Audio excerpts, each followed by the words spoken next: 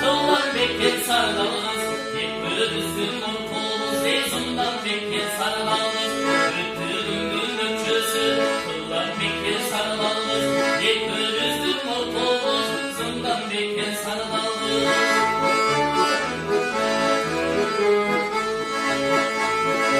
Kök bozattın kuyruğu da, ünlüş desin kavuşur, yekbürüzün ortoluz, zeybüncül desin mayboşur, ak bozattın kuyruğu, altın desin kavuşur, yekbürüzün ortoluz, zeyacıl desin cumuşur, ak bozattın kuyruğu, altın desin kavuşur, yekbürüzün ortoluz, aycıl desin cumuşur.